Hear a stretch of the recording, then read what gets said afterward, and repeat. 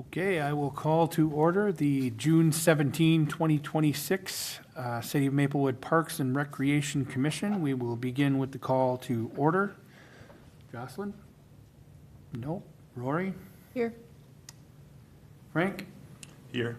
Vicky? Here. Monica? Here. Jason is here. Terry? Here. Kimmy is absent. I will entertain a motion to approve the agenda.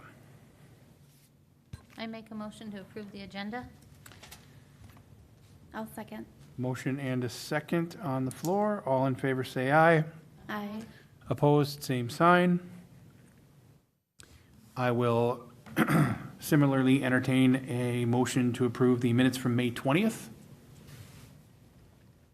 I'll make a motion to approve the minutes. I second. Motion and a second is on the floor. All in favor? Opposed, same sign. On to new business. We have city manager update. Thank you. Good evening, Mr. Chair, members of the commission. Mike Sable, city manager for the city of Maplewood. I have not come before this group before, and so I wanted to fix that and just spend some time. So I do not have a formal presentation. But I have general topics about what's going on in the organization, what's going on in the city generally. And what I would offer is that if there's a question that comes your way and pops into your head, just please ask it. I'll try my best to answer it. If I don't know the answer, we'll find a way to. I'll work with Audra on getting that answers to you. But one of the things that is happening in the city of Maplewood that is probably the most significant piece that we're having is we have a lot of aging infrastructure at the community center. We have some infrastructure needs within our public works, or I'm sorry, our public safety training facility, and then some of our parks. And so we know that the city of Maplewood we border 9 other communities. We have a lot of traffic that comes in and out. We have a lot of people from outside of Maplewood who use our infrastructure, but they don't pay for that. And so one of the ideas that was put forward before the city council was to ask for a local sales tax to pay for some of these improvements. And so this was an idea that was considered by the city council, and I'll provide a little bit of backstory. So if you've been to the community center and you know that it's an aging building, it's approaching 40 years old. If you look in real close detail, you'll see little things that look like decline. So the railings that are along the side have rust that's dripping down the stairs, and you can see that those railings need to be replaced. Some of the poles and the pillars for the front entrance, if you look closely, you'll see that salt has corroded some of the metal over time, and those are need to be replaced. We know that the roofing system itself is in full need of repair. And so we knew these little things, and so we asked for a really detailed engineering assessment of what would it take to bring the building back from what it is today to what it is, so without any structural changes or changes of the footprint, like what does it cost to fix everything? And that engineering estimate said it was a $20 million replacement. Some of it is of the mechanical systems, some of the windows, the elements of the pool. The council had that information and said, you know what, if we're going to spend $20 million just to get what we would have, what are some other options? And so the city council authorized an architectural firm to go in and look at what are some potential options of what you could do in the community center. And LSE is the architect, and they went and they've done community centers around the region and around the country. And they said, well, they have a lot of options, and they put forward a concept of, it's a really long and narrow site, and it doesn't really face White Bear Avenue. There's no real frontage. It's just sort of this building on one end. They said, if you turned it and ran it the long way, you could get better flow, better functionality, more space. And actually, the cost would be about $43 million. And so the city council went to the legislature and asked for the authorization to spend $43 million to upgrade and build a new community center on that land. Unfortunately, we were not successful. The legislature, 37 cities put forward requests for local sales tax. None of them were approved because the legislature decided to not do that. But the city council has directed us to go back and try again in next legislative session. And so part of why I am here is to talk about what do investments in Maplewood look like, and what forms should they take, and in what role can the commission help us decide what happens next. And so we're going to make a real concerted effort in the next year to engage all our commissions, particularly this one, to say what are the types of things that we would want to see in a community center if we're given this authority to make these changes. And I apologize, I have a little bit of allergy, so if I have to cough, I apologize. But when we think about improvements in the community, I think one of the things that I could do better and differently, and that's why we're here, is to talk about ways that we can partner with you. And so I know in a couple of your upcoming meetings, you're going to actually get a tour of the community center and kind of look in real close detail about what these improvements would look like. And then also try to create opportunities for you to shape what those elements look like. And so we're here. And that's kind of a big one. The other thing that I think the community cares a lot about is the budget. Right? We know that the city's annual budget is a big portion of your property tax bill. It's about a third of your property tax bill generally. And so we have just started our budget process in the city. So we had our first kickoff meeting in May where we talked about the process. We actually had a meeting this past Monday night, 90 minutes talking about historic detail about the budget. And over the course of the next 5.5, 6 months, we're going to have more than 14 budget listening sessions and community sessions and council meetings to talk about the budget and what it needs and its impact. And one of the things that I think we're really proud of is making a real concerted effort to invest in park infrastructure. And so even as soon as next Monday night, we are going to be talking about setting aside $1.2 million of investment in Harvest Park. It would be funding phase 1 and phase 2 of the Harvest Park Master Plan, of which you have helped shape fairly significantly. And so what we're recognizing is when the commission works with staff and puts forward good ideas, the council can find ways to fund them and support them. The other thing I'll note is we have been aggressive as staff trying to find other sources of money that's not property tax. And so we have asked the federal government actually for some help. There's a program called Congressionally Directed Spending.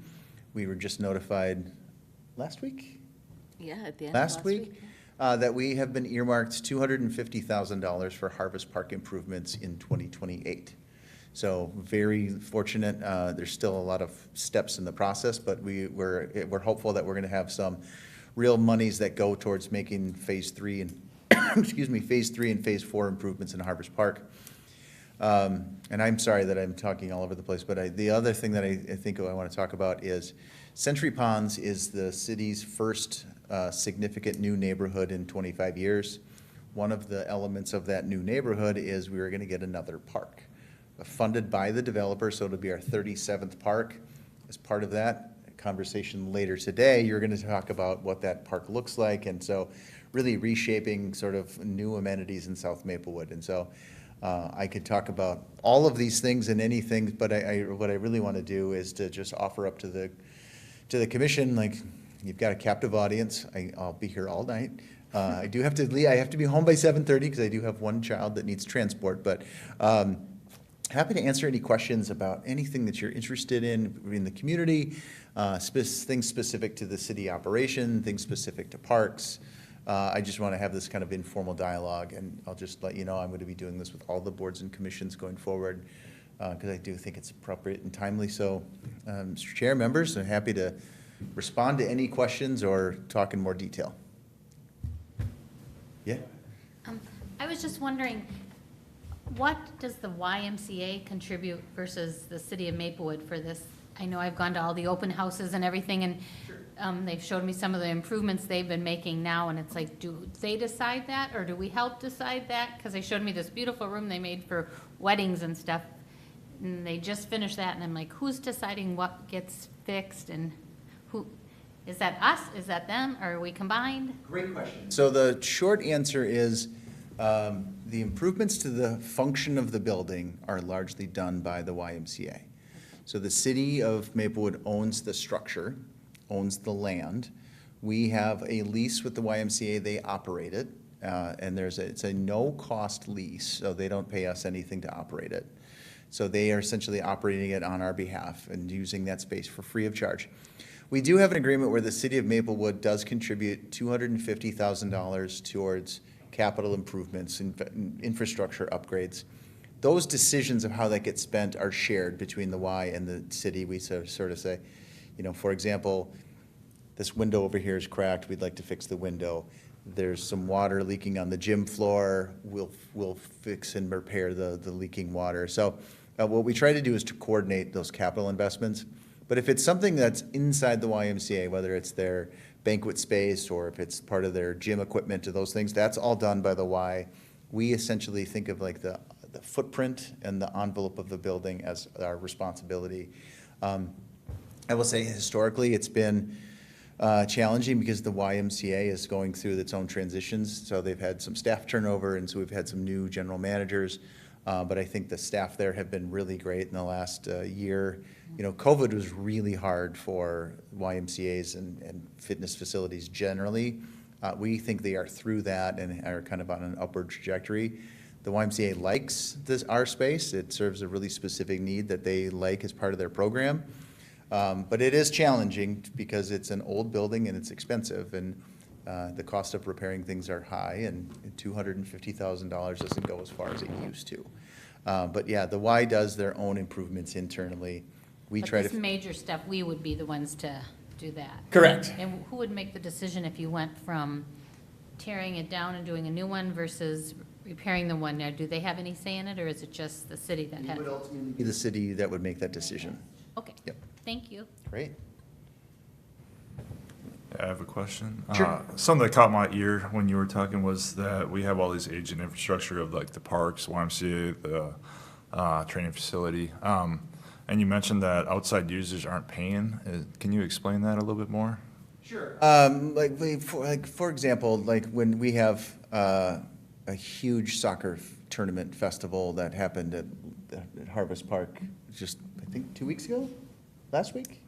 Yeah, there have been different. Right, so when those outside users, so they come from outside of other other areas, other cities, they come, they're gonna use the facilities, they're gonna use the turf, and they're gonna use it hard. I mean, lots of soccer games, right, tear up the turf, they tear up the things, and, but those groups don't often then pay for fixing those things, or, there's not, the fees that they would charge don't cover the cost of those repairs. At the YMCA, more than 60% of the users come from outside Maplewood.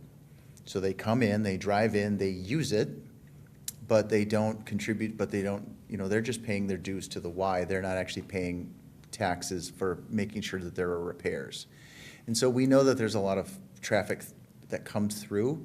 And so the thought behind the sales tax was, if people are coming into Maplewood and using our amenities, maybe they could contribute in small ways with some of their dollars to help us fund some of those improvements. And it's an approach that lots of cities have tried to implement to pay for really expensive items, because we all share in these costs. And so it was a burden that would be too hard to put on just Maplewood residents. And so the approach was to try to have other people who are coming through, who shop here, who dine here, who frequent here, to also then pay for some of the infrastructure.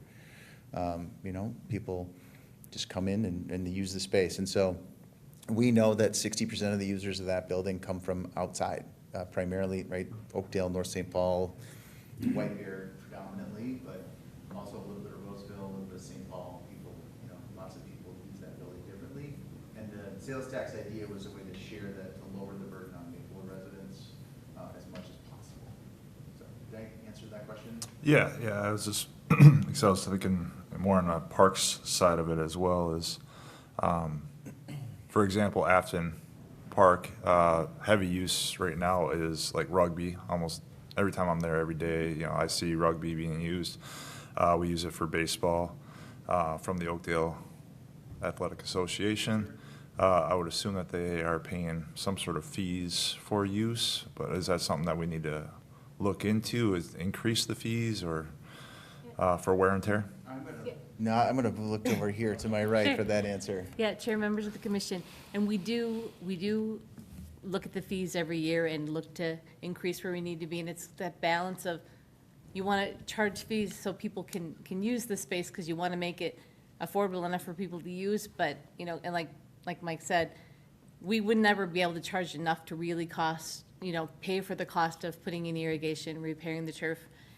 Those fees would never offset the cost of the facilities, but they're amenities that we offer as a city. So yes, we do charge the fees, and sometimes tournaments happen in parks and we don't know about them, so we do our best to make sure people fill out a permit and, you know, but stuff happens, and, you know, park maintenance, the side of it a lot of people don't see is they go in on the weekends and Mondays, and they're in there cleaning up after the heavy use of the parks, and I will say, year after year, the use of the parks has just increased, and so, you know, we're actually adding another member to our park maintenance team. The city, you know, the council approved, and we're adding another position for that to help the upkeep, and the fees could never offset that, but it is a good point that we always try to look at the fees to make sure we're charging enough for the services we offer, so.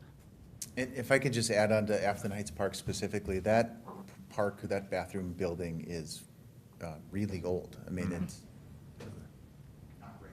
I'll just say generally, right? It's a bunker. It's in need of an upgrade. And we also know that Washington County is building a trail network, and I'm going to lose track of the name, but it's going to go right to, it's going to actually end at Afton Heights Park. Yeah, it's the St. Croix Regional Trail. Well, they came and Thank spoke you. to the Yeah, commission St. Croix about- Regional Trail. Yep. And it will end at that park, which is going to continue to draw more people. It's going to continue to be a hub for that trail. We're going to get even more use. And so the idea is to get ahead of that construction project or that development project, so we can have a really great amenity there. It's in a perfect location. There's a lot of draw regionally right around there. I'll just note that the legislature chooses to do its own thing for their own reasons, and the Senate tax chair does not like funding parks with sales taxes. And so they took that provision out of our bill. We are going to continue to go ask for it because we think it's a good regional amenity, but there was $8 million sort of earmarked and set aside to do that project, to build a new building. We were kind of, the plans had not been finalized because obviously we didn't have the money to do it, but we're thinking something like a Wakefield-type building in that park.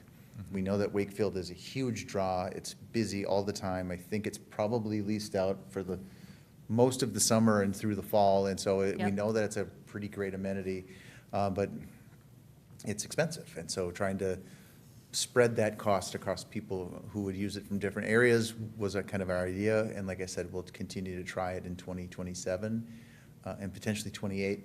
And I'll just note, just for the hundreds of people listening at home, watching this, the sales tax is not an automatic piece. It would still be something that has to be presented to the voters and approved by the residents of Maplewood and the voters of Maplewood. So even if we get all of the legislative approvals, there's still the backstop of you all voting for it and supporting it. So it's not guaranteed, but it is certainly a good process, and we would know we'd have community support. I know in particular with Afton, I think that would be a great place to host tournaments. And there is not really a good spot in Maplewood, Oakdale, North St. Paul that has a place to host baseball tournaments like that does if there were increased fixes, and especially to that building. In fact, yesterday, one of the rugby players asked me if I had the key for that building, and I said, no, I don't, sorry. So, I mean, I would definitely be on board with something like that. That could draw more revenue for hosting tournaments and such. Rugby is getting huge, and baseball and all that, so it's unfortunate. Former softball coach, one of my daughter's teams for 7 years. I love tournament fields and I love tournament days. Those are always some of my favorite days, hanging out with kids and coaching and just being a dad. So, yeah, I totally agree. Thank you. From being a coach, I also remember it was always a big hit if there was a snack bar available for those tournament days. And so if there was something there that you could maybe hire like teenagers to work, or it seems like that really was a huge, I mean, it was always busy. Our kids mostly played at North St. Paul, even though they were in Maplewood, but they had that snack bar there, and it was always busy. Even if it was just like hot dogs and chips, just to have something. Oh, yeah. Yeah. Concessions. Agree. And they also have the ice skating there in the winter, so you could do hot chocolate or something. Yeah, absolutely. Other questions or other things that you're curious about? Maybe. Have we ever considered asking for a greater financial buy-in from the YMCA? I mean, it just feels weird to me, like, here's a $40 million building. have fun running it for free. Maybe I'm not understanding something. That's an excellent question, and it's a totally fair question. So the relationship with the Y was, so the community center used to be operated by City of Maplewood staff. That operated at a loss of approximately $1 million a year. And there's part of the reason is structural, so if you work for a municipality, we tend to pay a little bit more than you would pay a part-timer. So I think our minimum part-time pay right now is $16, maybe up to $20. The YMCA might be able to pay somebody $12. And so there's a cost structure that's different. The other one is we have if we have different rules around health insurance benefits. And so if you work 30 hours a week, you automatically get access to health insurance, which is a higher cost. The Y probably doesn't have that same kind of structure. So there's some advantage to having a different entity operate it because they can do it at a lower cost. To the lease that we have currently with the YMCA expires in April of 2027. So that lease agreement, that contractual agreement does have an end date. If the city were to build a new structure, we would ask for a new lease with different pieces. I think we would actually have to have some financial contribution from whoever operated it. It hasn't been decided of what that would look like, but I would agree, it does. We would never want to hand over the keys to somebody and just say, hey, it's yours, just run it. We would want a longer-term relationship and a longer-term financial commitment that they would also invest in it because it's a benefit to them. And so there's a real, that hadn't been determined, but that's how we were approaching it, is they'd have to have some skin in the game if they were going to continue to be a partner. Because we don't know which other partners might potentially want to do it and operate it. There could be other nonprofit groups, there could be other agencies, there could be lots of people who would be interested in that space. Yep. I have one more comment. The last meeting that we talked about this with the Y, and they had told us that they had, and I think that's great, they had the community come and vote on what they wanted, but I'm not sure a lot of people, it was out there, but I think it was more of like the people that were down at the gym or the elder people and the people upstairs at the theater, and everybody in here seemed to really think that was a horrible idea, that there'd be no theater in the new one. And I've even had outsiders who have seen our meeting or talked to me and are like, are you kidding? They're not gonna have a theater? That's like one of the hugest things in Maplewood, and some kids just don't do athletics, and that theater is a great, I've heard a lot of comments on that, and I just don't know if everybody got to have as much input. You guys are great about always trying to get it, but I went to every one of those just to see who was there, and I did see it was pretty much this, like the senior sneakers and all those, that, great, I'm so glad they were there, but I don't know that anybody upstairs that does the theater or knew about that had any say, and I think we should bring that up before we do any kind of big change. That's really helpful feedback, and we tried to do as much outreach as you can. So we had the kind of the online version. We had it in multiple languages. And I've seen it all over. We put it in the living. You know, we try to make every effort. I think the open houses were done. I was there for, and they were. You're right. They were primarily existing users, and so I don't know that we got the full cross section of the community. The theater relationship is interesting because their lease agreement is with the YMCA, not with the city. And so the city has no partnership or relationship with the theater company that operates out of the theater space. And so then it becomes a question of like, okay, well. And even if they don't have a theater in the YMCA, I think we should have some kind of musical or theater or something for kids, because that's huge in Maplewood. But that could change with the YMCA lease expiring. If we were to build a new building, we could enter into a relationship with the theater potentially, you know, yeah. Yeah, that's the space, and you know, I'll just, from a cost standpoint, the chairs that are in the theater are, and this is a design challenge, those are custom seats. There's no one that manufactures those seats anymore. And so when a chair breaks, there's no mechanism to fix it.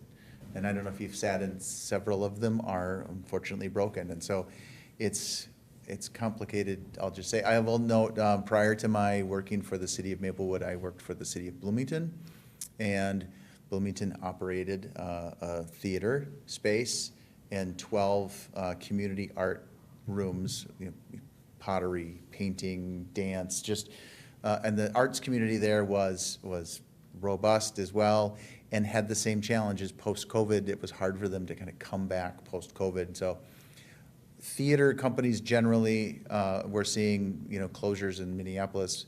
There's discussions about, what's happening in, I think it's White Bear? Or maybe there's another theater that actually just closed recently, just a neighboring community. So there's a lot of discussion around theater and companies and where they should be. And so I think the next year and a half is a good opportunity to have more conversations. My kids went with Audra way back when they were little and dance and everything. Yeah. And I just attended a play there a couple weeks ago, and the chairs, I had one of the broken chairs. Nothing's changed inside there from back then, but But yeah, that piece of feedback is helpful, and so part of what our intention is now that we have considerably more time to talk, we can. I just think that we all agreed on that, Yeah, we and then did. I've had people reach out to me since and say, hey, I seen that they had said they weren't gonna have theater, what do you think about that? And I didn't know that, we didn't know we could say anything, and I'm like, it was out there, but I don't know, I mean, I think Maplewood's really good about that, telling people when we're doing a playground and stuff, get out there and tell us your input, but I just don't know that it got to everybody that really, it might have mattered. Yeah, and we actually discussed like an alternate method as well, like making potentially an outdoor amphitheater at one of our parks or something. Like, it doesn't have to be part of the community center if there's something else that can provide a similar space. I guess for me, one of my questions with kind of different ways or pathways to raise money for some of our projects. I was wondering if there's like more voluntary pathways, like Como Park and Zoo have a lot of like donation programs, or I was wondering like if we were to create an amphitheater at one of the parks, could it be like sponsored by a corporation and we put a plaque in like for a certain amount? Like, do we have those kind of pathways too for funding a certain public goods? The short answer is no, not today. It doesn't mean that we couldn't. Woodbury has a park that's sponsored. I think it's sponsored by Health East, and they have a really nice corporate relationship, and they have some nice amenities. The city of Edina in the West Metro has a community foundation where people donate to the foundation and they can do projects and things, and so they do partner with corporate philanthropy. We don't have those mechanisms in place today. I think it's probably a good idea. With St. John's Hospital nearby doubling in size, starting construction later this year, adding 60 surgical beds and rooms to their hospital, and a new 4-story addition. It would be great if they could have a sponsored, health and wellness room or health and wellness wing as part of the community center. We don't have them in place currently, but we're certainly would never turn down good ideas. So you touched on something, if I can just, to answer your question, I'm going to pivot real quickly to volunteerism. We know that people want to give back to the community, right? I'll pick on the Lions Club, right? That's why you were created, was to give back to the community and you serves. And so we're trying to be more intentional about asking for people to volunteer back in the city of Maplewood. And so one of the things that we get asked a lot is the 4th of July celebration this year is America's 250th anniversary celebration of the Declaration of Independence. Lots of people are saying, well, what are we doing to honor and to celebrate America 250? You are going to see on the front page of your Maplewood Living a thing that we're calling 250 Acts of Neighborliness. We're asking community members to go do something nice in your neighborhood, do a cleanup, offer to clean up a neighbor's property, pick up a park, snap a picture of it, tell us a little bit of a story. We want to gather 250 stories of service that we can then compile and have our little contribution. Big national federal holidays, people aren't generally thinking of Maplewood as sort of the hub for activity on the 4th of July. We know there's going to be other communities that do slightly bigger things, but it's one way that we're going to try to encourage and promote volunteering. And so that we look forward to that. We would encourage people to, board commissions to kind of go out and do some, do some service and like really highlight the strengthening of the community bonds, because that's ultimately what makes the community better, is when people give back. So we would love community donations and community volunteering.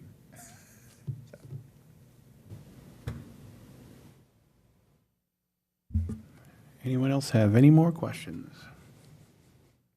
Otherwise, I will say thank you. It was very informative, and if you I have more, appreciate it. let us know, but I had to look what time it was, so it felt like I was talking long. I wanted to just also say thanks. I'm sorry that I didn't get here sooner. So anytime you want to have me back and ask questions, I'm certainly willing to do that. You know, there's so many good things happening simultaneously in the community that it's really fun to have this job, and it's really fun to be able to do work with all of you. And so Audra is great, and always coming up with the next idea and the next park, and like, we're already planning our, 2029 CIP projects? We are, and actually, sooner than later, you'll be seeing that doing another park system master plan. The last one was officially adopted in 2015, so it's that time again. So a lot of these things, like you mentioned with the amphitheater, those were all questions that came up the last time we did planning. Should we do it, should we not? And so all this stuff will be coming up, and you'll be a big part of those conversations, so. Yeah. Awesome. Well, thank you very much for your service and for letting me take a half hour of your time. feel free to join us on our bus tour if you have availability. Yeah, we would actually, love to have you. We can, that was on at the end for my updates, but the date, we did it August 4th last year, so if everyone is on game, we're looking at August 3rd potentially to do the bus tour this year, so. We'll see what the group decides. It's a Monday, actually. I'm on, I was gonna say, because we have National Night Out. National Night Out is the 4th. Fourth, okay. Yep, so that's why we tried to do the Monday, but we can always I'm in. be flexible, but it worked out well last year, so, I'm in. all right. Cool. Thank you. Thanks. Yeah, thank you. Okay, we will move on to unfinished business, which is the Century Ponds Park update. All right, thank you, Chair, members of the commission. This will be fun. It's been a while since I brought anything to you for Century Ponds Park. If I could have the computer, please. And so, just to give you a little update since the last time we spoke, we had been working with the developers and not sure how the park was actually going to go along, and now we've come to consensus, as Mike had said, the developer's actually paying for the park and putting in the park, so they're looking for what your recommendations are for things that they have developed as we've gone along. And what I have here, you can see it probably better in your packet. This is a little hard to, I'll try to zoom this in a little bit more. But this is the layout of the way it stands now, the latest update on the outline of the park. So you can see the hillside slide is still in there now, and you can see in your packet they've made some changes to the slide. We've got the paths. They've changed the layout a little bit because it just made more sense once they got into really looking at the grading and how things were shaking out. We have the small shelter. Instead of it just being patio chairs, we were proposing to have a small shaded seating area, just because it's going to be a while before the trees mature, and it'll be nice to have a shaded area to sit. And then the play area would be in the center of the park, and then we have the larger shelter closest to the entrance of the park, if you will, by the cul-de-sac, and there will be grills and the bigger shelter that can be rented out to the regular public as well as the neighborhood using it. And then with the half basketball court, if you remember from the last time, we have actually moved it a little further away from the homes and put some more buffer in there, but we didn't want to put it too far out where it was too hidden and then there might be other issues. So kind of settling on this location here seemed to fit really well. And there'll be benches. Like I said, the trail goes throughout the park and leads from one end to the other. And so that's just the general map layout. This is just an overhead of the play area, and it just, labels some of the equipment, but we'll get to the drawings first. So let me see if I can not zoom in now so you can see. So that is the container of the actual playground. And you can see it's a mix of engineered wood fiber, but also strategically placed poured in place, because as much as we'd love to have poured in place all over the playground, the cost would be just way too much. That surface is really expensive, so we've got it at some of the key points of entry to the ends of the slides. The whole entire swing bay would have poured in place. The spinner, because we had talked at our last meeting about, could we have a separate standalone, accessible piece of equipment? And so that is just an overhead view there. Here's another view of it. I'll just kind of go through these just so you can kind of see the layout. The large black that you can see, it's kind of hard in the rendering, but that is actually the main shelter, and they just chose for being able to fit more tables under instead of doing our hexagon shape that we've done before. Just trying to do, they recommended doing a rectangular style of shelter for this park, so we'd want to get your feedback on that. And again, this is a mixture of, I don't know if you could tell, we'll get to the other slides where you can see, but it was a little bit more, it's a different playground vendor that they ended up going with, and it's a mix of nature play and some of, like you said, the climbing elements, because we heard from our student commissioners too, like having the rope climbing, and that was important, but there's also some decks so the kids can do their run from one end to the other, where it's not just ropes to get up to what they need to, or if a parent needs to go up and grab a child, they can get up the stairs. This slide in the front looks really wide. That's actually meant for more than one child to go down at a time, so that's why it looks really wide. There's another view of it. And the landscaping, don't take that verbatim. That's part of the rendering. I mean, we'd get more into the details of the landscaping around it, but the goal is to have easy to maintain landscaping, because again, there's a lot of areas for park maintenance and like seasonal gardeners to maintain, so we would want perennials and natives that are no fuss and they look nice, but not busy planting that needs a lot of maintenance, because that's just makes it really hard. So this view is a good one to see, where that middle section is kind of a modern take on like a tree, if you will, is kind of this section of playground equipment. The name of it is tied to look like a tree, but definitely be modern. And it has, like you said, a lot of climbing elements, but also traditional slides. I will tell you the spinner, and we'll talk about that in a minute. This spinner is a little bit different. It is not fully accessible, but it is at transfer height. That was, the accessibility can be in different ranges and can mean different things. And the surface of this one is kind of like it looks. It's like an AstroTurf. So sometimes it's a fun sensory thing, but it's, do we like it, do we not? It'd be for you to see if you do. And so I have included a different option for an accessible piece of equipment that would be coming up soon, so I'll show you that. But again, that adult is kind of an awkward, I don't know the drawing, but it's just to show how big that slide is, because that's an adult on that one. And again, this would be the view from the sunshade. This is the smaller seating area on the opposite side of the main shelter. So you're still going to be able to see the playground, but then you're also closer to the hillside. So it's kind of a nice seating area for people that want to be on that end of the park. And then the hillslide. And Paul, who we're working with the developer, he wasn't happy with how the boulders look, but just looking for some climbing elements to get back up to the slide. So that is still a work in progress, but there will be, the boulders. They just didn't show up in the drawing as well as they wanted, but that's all poured in place there. The slide is the biggest slope, so it's not just the little kiddie slide that we had seen on some of them before.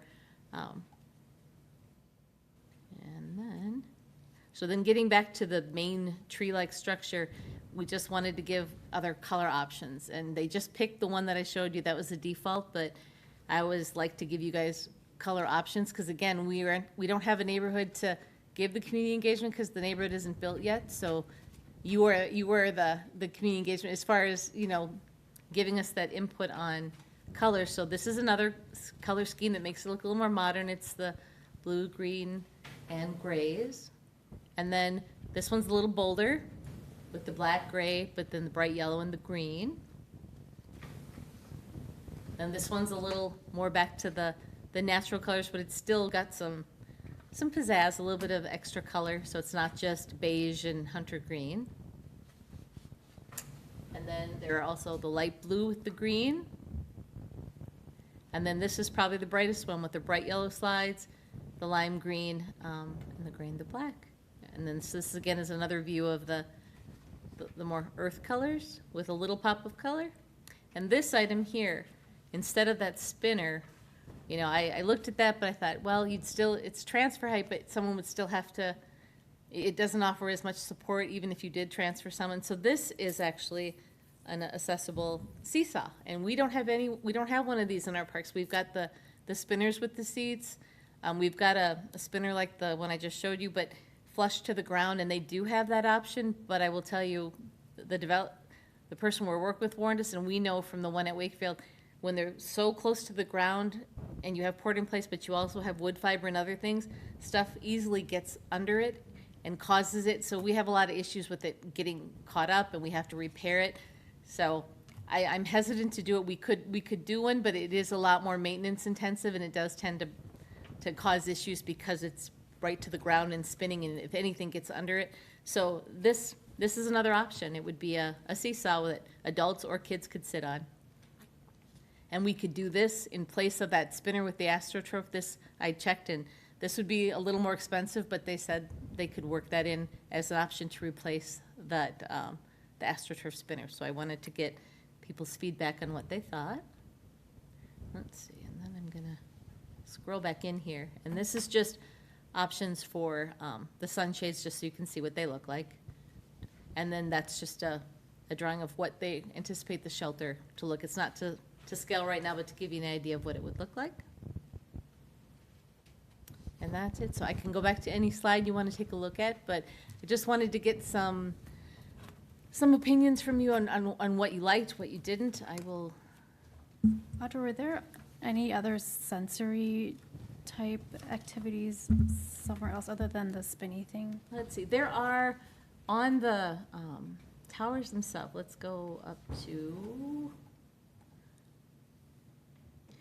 And one thing they said, like with this crawl, the section there that looks like rocks to climb up, they have little nooks and crannies for spaces to to get away from the active play. That would be in this the area there in the rock, and they've got some things built into the towers, but we didn't do like the standalone like little instruments and things, just because we have put those in parks.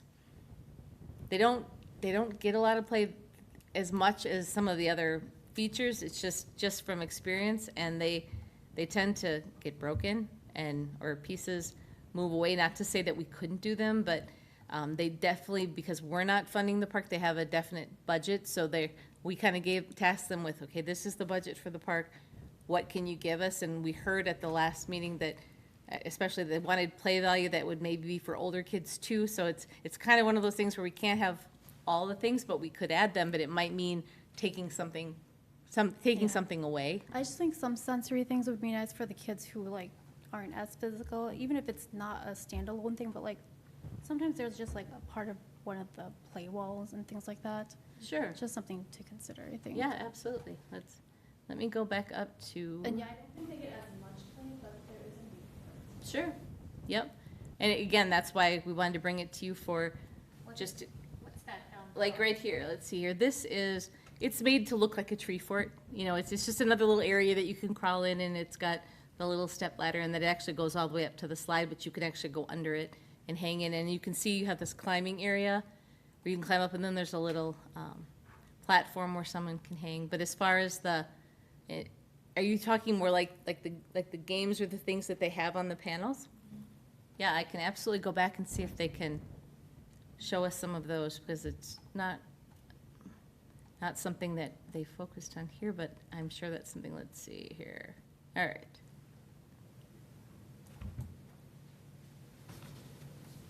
I will reach back out to them. Like I said, we'd bring this general idea and see if maybe we could add some of those to some of the areas under the slide.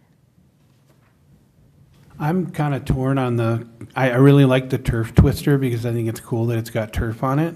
And I understand the challenges of something, coming up underneath it and causing a problem, whatever else. But then I also really like the accessible seesaw because we don't have one in any park. And I think that would be a really nice addition to the city to have, so I don't know. Sure, I and kind the of want turf- both. Sure, and the turf twister, we don't have to worry about that issue, that's why they picked this one.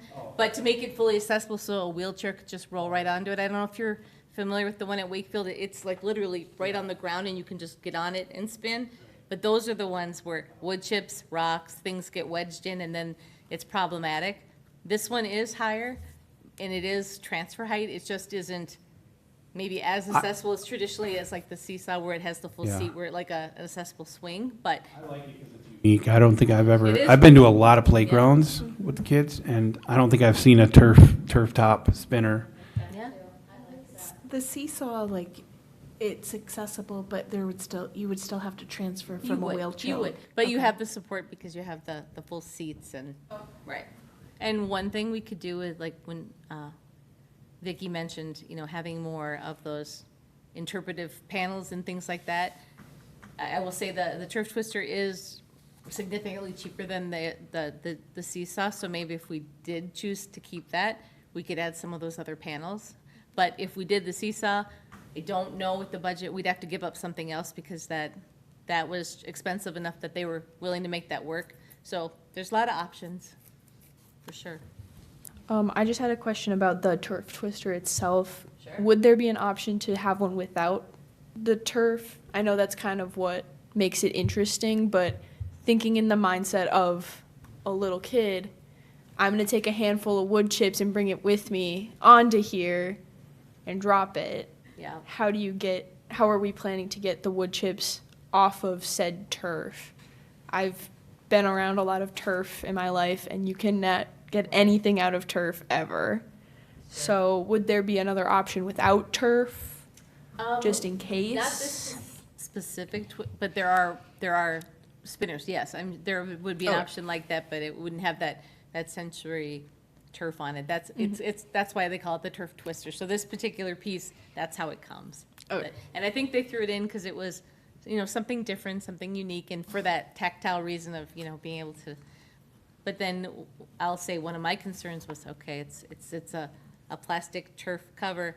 All it would take is someone to take a lighter and melt it and wreck it, And maybe I'm just too jaded after all my years of park maintenance, but, that's not something you can paint again, like that would have to be completely replaced, so. Or rip it out if somebody had a little. Or cut it, or, yeah. Yeah, but it is a very cool piece of. You have to think in the mindset of a kid. Think in the mindset of a little kid or a teenager. Yeah. So that, I'll be honest, that was a little bit of a concern, but it is a really cool piece of equipment, for sure. Yeah. But as far as like the main structure, how does everyone feel about? An impressive park, I think. It looks really cool. I like the different colors, but now that I see how you have it, the trees and stuff, I think we need to stick with the darker wood colors to make it look like a tree instead of a blue tree or Yeah. something. I like the brown and green, and maybe the last one Yeah. you The last showed. one? Okay, yeah, let me That go, really. let me go back to that. So, Yeah, 'cause I was leaning towards the so blue like and this, green, like but this one? I do like that, but I yeah. like that better because it makes it look like a tree. Yeah. And it's natural colors, but they're bright, they're vibrant. It's not the beige and hunter green. It definitely had some color. Let's see, there was another view of that color. Hang on. I like that black one. This one? Yeah. Yeah. I also like all the climbing things. I think that the Yeah. older kids will. It's kind of hidden until you really look, and that's why they tried to add a lot of those elements of that one with the tube slide, but just, and I'll be honest, having the open slides, again, it is easier for maintenance for sure, and there's less likely of people crawling up in the tunnels and graffitiing them, or the cracks in the tube slide sometimes can be an issue. And this one, it's open, but there's still a lot of different things. Yeah, this is the one with the little bit different shade of green and brown, and there's some unique elements of things we don't have in any of our parks. Even this climbing area in the front with looks like boards going every which way is pretty cool. I like it a lot. Audra, I have a question on the hillside slide. How far away is that from the main playground? It looks like, to me, 150 to 200 feet, just rough estimate, is that? Yeah, it's not as far as it look. I mean, the park is It's just under 2 acres in total from the parking to this very end. I don't know if that helps. I can get you the exact distance. I don't have that right in front of me, but. I was just thinking more of a parent that might be sitting at that shelter and the kids, if, I don't have kids that play at the little parks as much, Sure. but they're gonna wanna run back and forth and, a parent trying to watch, Yep. and then they have to walk all the way over there and walk all the way back, and then, I brought that up last time too. Oh, you did? As a parent who was like, wait for me, or Yeah, whatever, yeah. they're just running off. Or if you have multiple kids and one wants to be on the Yeah. slide and one wants to be over there and they're both needing to be watched because they could be troublesome, Yeah. you're kind And of one reason eyes we in put- different directions. Sure, and we put it here is because the grades of the land kind of dictated where the slide would go, because it's the perfect hill. And one thing I always think of is, like Central Park in Roseville, it's so spread out, but they've got the rocket slide right way on the one end, and then you've got the playground way over here, and then you got the one all the way on the other side on Victoria. So I remember my kids like, I want to do the rocket slide, I want to go here. So I think what we would do is make sure that there was, just our benches. It may not be what the vendor puts in. Like I said, they have a budget and trying to get as much as they can in with theirs, but we can always add benches of our own, maybe closer, so that there is a point in between of the bench, right on the other side of the trail where someone could sit, and they could be a little bit closer, between the two areas, but yeah.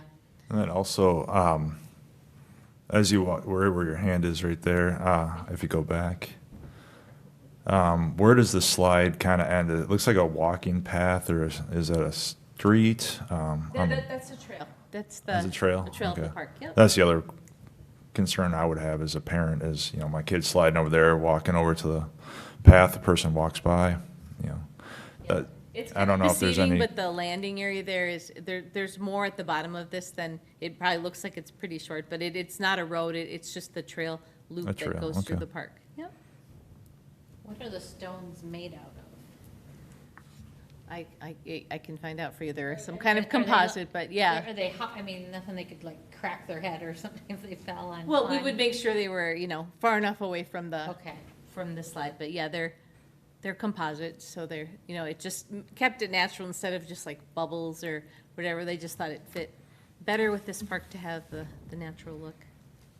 But yes, I thought too, when just looking at it, these are all details we'll have to check out, but I thought as you're facing it on the left, I'm like, are they a little close to the slide? So those are things that aren't always perfect in the drawing, but what they wanted to get from you before they really refine this was, do you like where the equipment is going, the colors, the style, the layout? The slide really couldn't move closer because then the grade, the grade of the park, you wouldn't get that hill slide feel.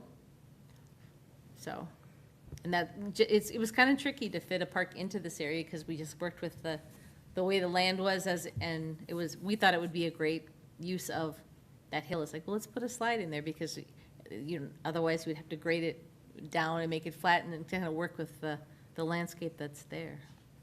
I like it. I would probably suggest not putting trees in between the two, just so that there is more of a visibility Yeah, between the and two. that's why it's hard, like, don't look at this. No, I this know. landscaping, Yeah. because like, I looked at the trees and like, it looks nice, but that's not what it's gonna look at, but that's a good point, make sure there's a clear sight line. That's a great point.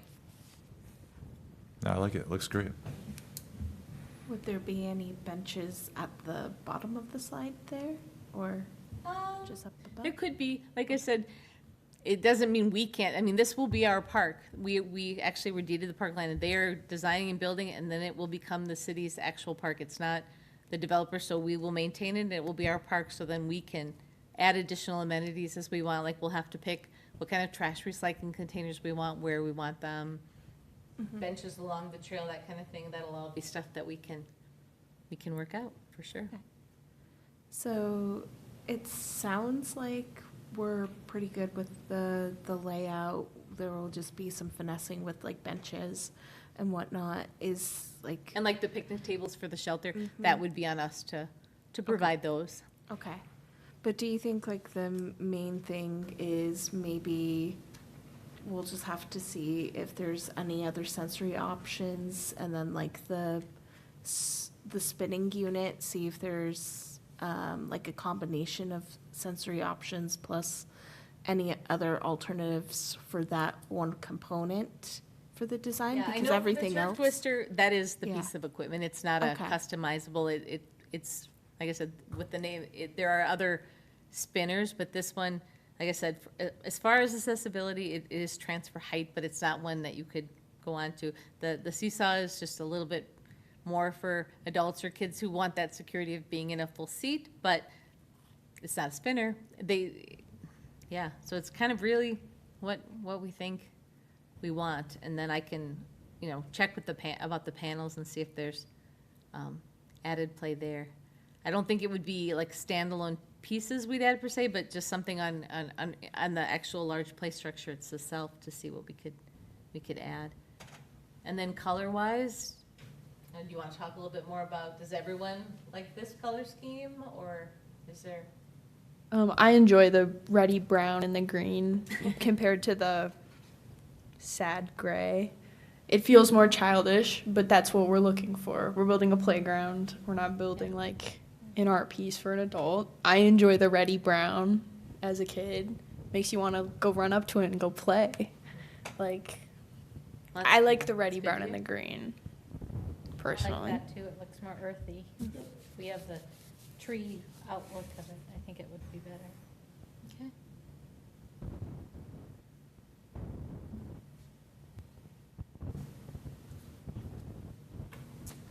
Any other thoughts? I'll just kind of slowly go through the slides again, because you can see it on the paper, but seeing it up on the screen helps just to. What kind of costs and maintenance are those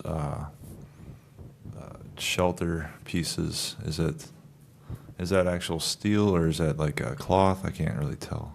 Like green. Oh, on the smaller seating area, that's actually a sail, a shade Sail. sail.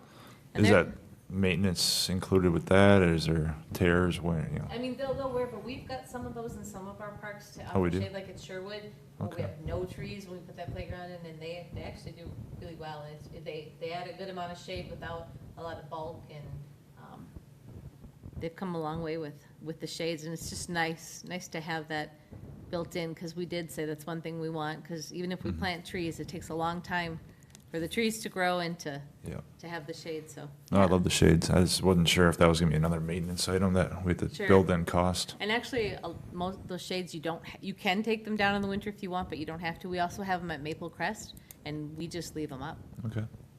Yeah. Okay, well, if I am hearing you, I will look into maybe if there's some elements that we can add to the course structure.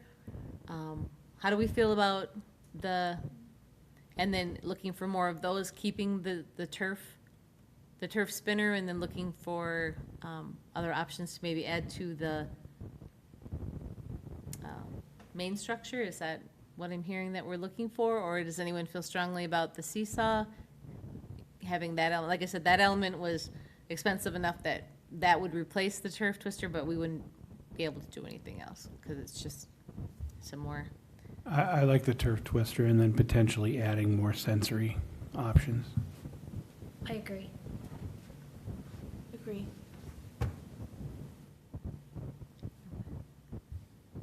Anyone think differently? Okay, well, that's great feedback, so then I can take that back. And what I will do is, it's a little tricky just because we're not gonna have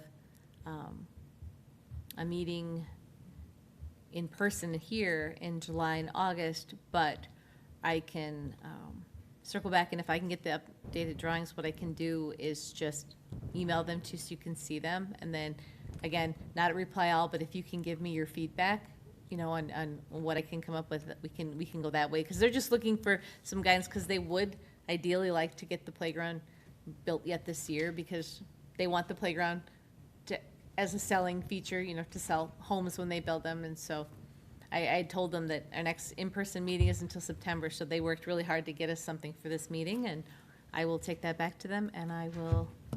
So when did we say the bus tour, and then the? Oh, August yep, 3rd. yep, I'll talk about that under staff presentation, so I'm gonna bring that up. So That'll be instead of a meeting then, is that? that and celebrate summer events, because to get the 4 outreach events, just July and August are our outreach months, so we don't have a set meeting. Okay. All right, great, thank you for that feedback. It was All right, we very can move helpful. on. I don't think we have any visitor presentations tonight. I do have one commission presentation. There should be a document in front of you that is probably more than what you need, but I really like the Minnesota State Parks. And they have a hiking club program where if you hike one trail in every park, you earn prizes along the way. But what they also have is a passport program for people who maybe want to visit a park but don't want to hike. All you got to do is show up and get a stamp at each park, and then you earn prizes along the way. And I thought we could potentially implement it on a slightly smaller scale here in Maplewood. So I thought we could do potentially a Maplewood playground passport program. Pretty simple idea. There would be a website available to families with children that they would go to, and it would list all of our parks that have playgrounds.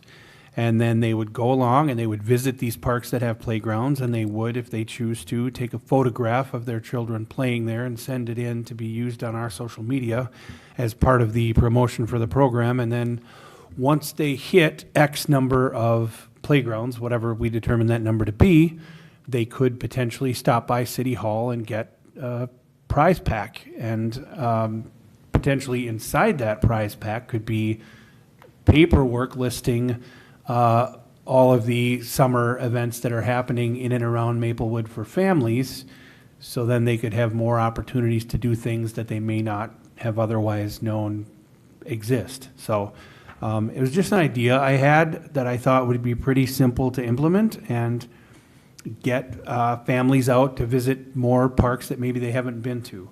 And maybe they'll discover a playground piece of equipment that they didn't know we had, and they like it a lot, so they'll start going to that park. And, you know, who knows? There's a million different things that could happen with this, but just an idea that I had, so I thought we would discuss. I like the idea a lot. I think it would be a great idea. We could hand out the passports even on the nights that we do our celebration nights. You had said having them go to City Hall to pick up the packet. I thought it might even be kind of cool to have them come to our meeting. That would be cool too, yeah. Then we could see, you could say either or. Well, we could invite them to a meeting, and then maybe we could have either the parents or the kids tell us what they enjoyed about the program, so we could get some direct feedback. That'd be great. I like it. Sure. And if I can add, Chair, members of the commission, we could have the passport kits, if you will, or the available at City Hall here, at Public Works, the Nature Center. We might have to have them turn in the prize part of it at the Nature Center, just because with the staff being here at City Hall, but we could work out those details. But Neil and I did talk about that. We had done something kind of like this during COVID, just when people couldn't get out, like encourage people to visit parks, and it would be great to potentially launch this, because July is Parks and Recreation Month. So it's a great time. You know, we could probably pull something together pretty quickly. And then as far as claiming a prize, you know, like geocaching, when we first started, we had ordered some pins, and people could get a pin. We could do the sticker, but just to keep it affordable, we would have a budget for, you know, just if we designed a pin, we could do that, and then people could, once they got to a certain amount of parks, however we decided, they could get a pin. You know, that's what they did. If you got so many geocaches and you had the track, then you could come in and get your enamel pin. And people seem to really like to collect the pins, especially with the whole Olympics thing. The pin fervor is kind of risen up. So that was just one thought we had, is maybe we could order from a company and get some pins and just have them there, and people could do it on their own time. I did have a question. This would be a very self-directed thing. Would you want it to be a start and end, like, date, so it had a start and end each year? Or would you want it just to be kicked off in July, but let people just do it year-round? I don't see why we couldn't do a year-round thing. I mean, we could promote it during a certain, you know, set time, but you know, if people know about it, hear about it, whatever, we could definitely let them do it year round. I mean, the pins aren't going anywhere, right? Sure.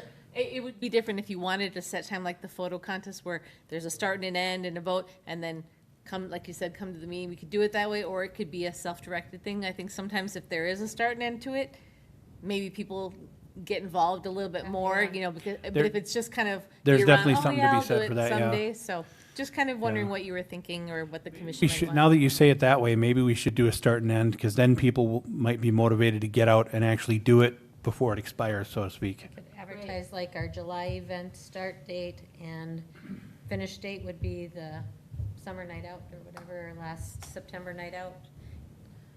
Yeah? Do you think the pins could be like, we have a different pin every year that's like 2026, 2027? Sure we could. Sure. Yep. Yep. I think long-term, it would be cool if someone built an app. Yeah. Do we have an intern Vicky, who could do use like it. AI to do it? Rory, I don't know. Long-term, I think that would be cool. Although, you know, having a physical book is also kind of nice, but. And we could, like you said, on social media, if people want to send in, we could just send in their photos if they're participating to Rec Online, and then we could post them as it goes to create excitement. But if we did a start and end to it, I think that would be good. I think it would create more, kind of like even like the Golden Frisbee, when it's a start and you have an end thing. But when we've done something year-round, people maybe don't, they just, well, I'll get to it, and then they might forget. So it might be more like a special if you had a start and end time, and I don't know if that would be end of September, you know, because think a longer- September and October are a great time to be in the Yeah, parks. I think a longer time frame would be nice. I mean, we have so many parks. Because it is already going to be July. It's almost July, so kicking it off, we We could need do a it little till- time to put this together. Do it till, what is your trunk or treat day or something?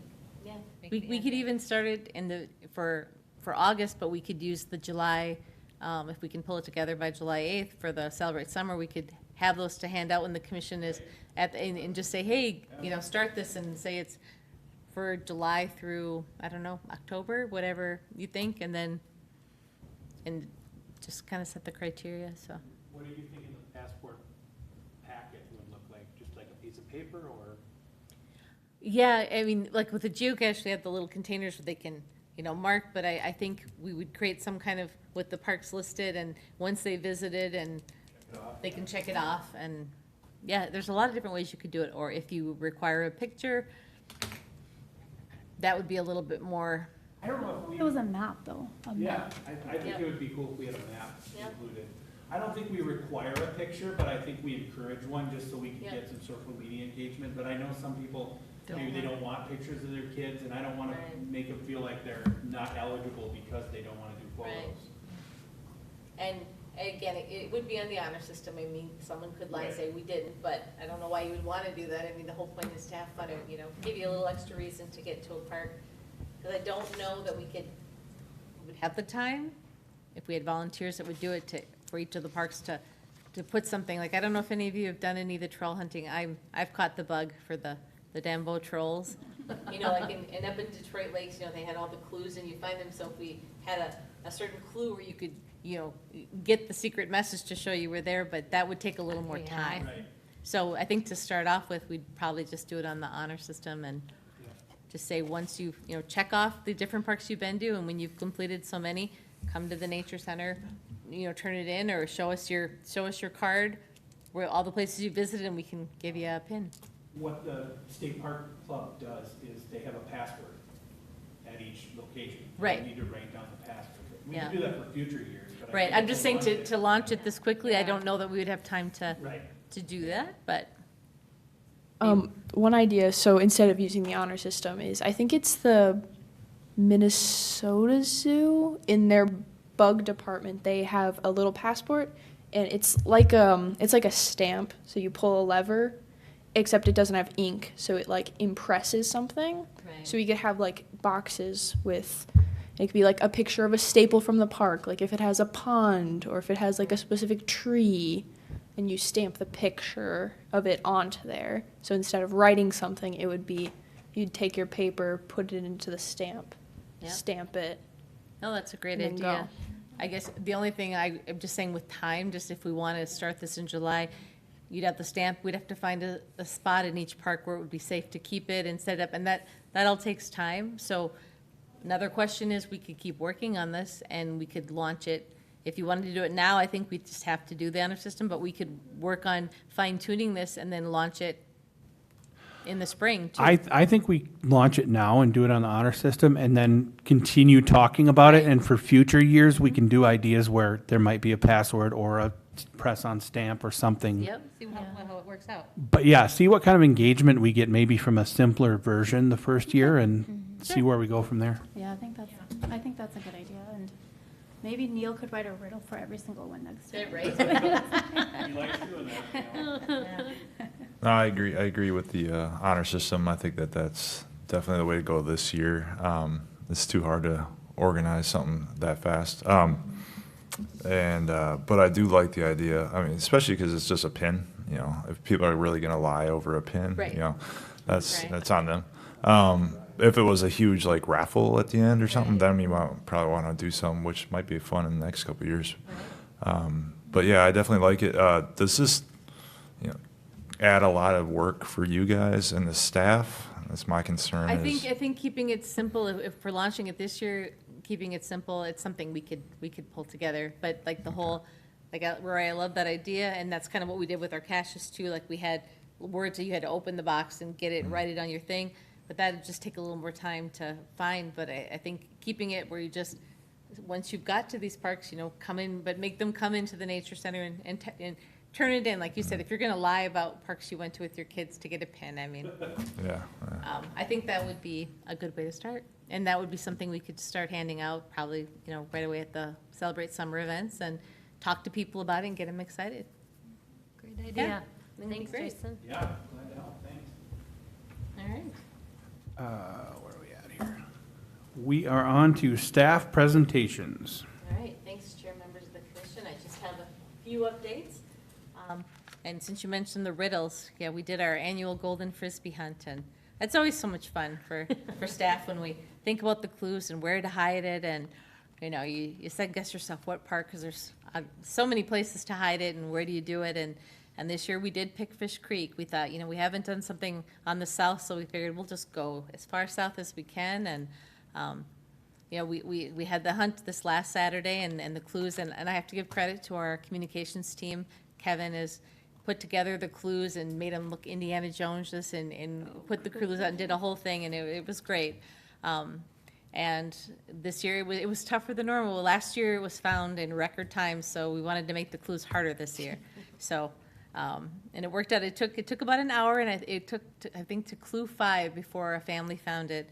And yeah, we posted at 8 o'clock, and then we would release them in timed increments. And yep, at the 5th clue, a young family found it, and they were actually, when they found it, they interacted on Facebook, and I was just going to share the message to us. The dad wrote that it's in our neighborhood. We said, what made you think of going to Fish Creek from the clues? And he said, it was in our neighborhood, and we were first thinking what parks you might have hid it in, and then we saw the clue about the fox, and we felt it could be a place with trails, and we Googled the park. We saw the same fox picture on the welcome board, because that fox is on the Fish Creek board. So we figured out, we'll try, so they went up with their little one, and they found the Frisbee. And so, and they thanked us for remembering their part of Maplewood. So they were very happy that it took place in the south end, and they got to do it. And, you know, it took about an hour to find, so it wasn't last year, 15 minutes. They just happened to be at the right park to start. They randomly picked Lions Park to start, and they saw the clue, and they recognized it, and they found it right away. So we tried to make it a little harder, but that was really fun. So those things are a good time. And then I just wanted to share about celebrating solar in Maplewood. As I told you, the solar panels went up on the Wakefield building finally, and they have been installed, they're operational, and they are generating power at Wakefield. They completed the installation. The system will offset approximately 95% of the building's energy use. So not only, I mean, which is great, because like you said, the building gets used a lot, and now most of that energy will be offset by the solar panels. And we got a grant from the Minnesota Department of Commerce Solar on Public Building Grant, so to help pay for it, so it was a win-win. And that is the 4th facility with solar in Maplewood. We have them on the community center, the roof, the city hall freestanding ones right out here. The nature center has them, and now Wakefield. And we participate in the community solar gardens subscription agreement. I don't know that I've ever talked about that here. But that offsets approximately 30% of the city's facilities' overall energy use by that solar. So those solar panels really do make a difference. And they help meet the city's new climate mitigation plan goal of installing renewable energy sources on city buildings. So we are on the right track to fulfill our climate mitigation strategies. And we are looking to do a ribbon cutting just to officially celebrate it. And it's still in the works, but we are looking tentatively for July 15th. And that would have been the normal date for our July meeting, because I thought, well, we're not having it, so you're all going to be invited. More details to come, but we'll be doing a ribbon cutting celebration down at Wakefield for that. So just wanted to share. And we achieved steps 4 and 5 for Green Step Cities. Once again, we've reached step 5, I believe, since the highest step that there is. We've been receiving that award every year since 2017, so go Maplewood. We were one of the first, and we keep doing it, so. And my last update is, we talked about the St. Croix Valley Trail. There's another trail that we're working on, a regional trail, and it's the Middle St. Croix Valley to Phelan Keller Regional Trail. So it's another trail extension that's going to be happening. It's the long-range plan, and there's an open house. The first open house for this will be held Wednesday, June 24th. And it's from 4 to 6 at Lake Elmo City Center. And again, it's Washington County, but it's going to affect, because it will involve Ramsey County as well, and it will lead all the way up to Keller. So if you're interested in going to the first open house, that's at Lake Elmo City Center on Wednesday, June 24th from 4 to 6. And there's also an online engagement opportunity, so if you can't make the open house, you can go to the website, and I can send that to you as well. I have a link here. They're on Facebook, but they're also on, they have other links, and you can participate on their project website too. Will you But- send that? Yes, yep. But I just wanted to let you know we're starting that, and we'll be doing engagement with Maplewood as well as part of this. But that's the first one if anyone is interested, so. And then I just wanted to talk about, the Celebrate Summer events are coming up. I'll just pull that up if I can have the computer really quick. July 8th is the first one at Afton Heights. And then we have one on August 19th at Edgerton. Those are the two. And we'll, like we always have, we'll have inflatables, games, activity booths, the hot dogs, chips, and water. We'll have St. Paul Regional Water will have their big water trucks, so we don't have to hand out the plastic bottles. They'll have free water for everyone, the petting zoo.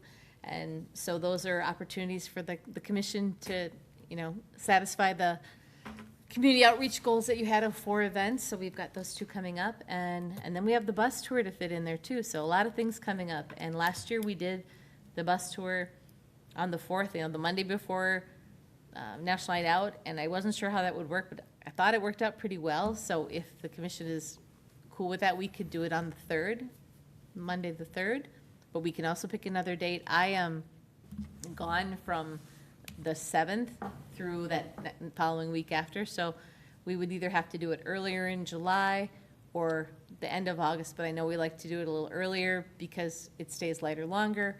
So if everyone is okay with the 3rd, but I just wanted to make sure the commission was good with that. It's good with me. All right, that is all I have. I will make sure to put August 3rd down then. Is the 19th a Wednesday? It is. Yep. Yep, we always try to stick to the Wednesdays so we don't interfere with people's cabin weekend plans. It just seems like Wednesday is a good day to do it, so. Did I see something about Edgerton being under construction? Yep, for the next 3 years, during the summer, they're gonna be working on putting air conditioning in the gym and Okay. things like that. So the building itself is doing the renovations when But school's not not the in session. park? Okay, Yeah, no. So Okay. we'll still be able to do the event in the park. great. Thank you. Have fun on your trip. Oh, thank you very much. I'm excited. All right, thanks, everybody. If that's all we have, then I will entertain a motion to adjourn. I'll make a motion to adjourn. I'll second. Motion and a second on the floor. All in favor, say aye. Aye. Opposed, same sign.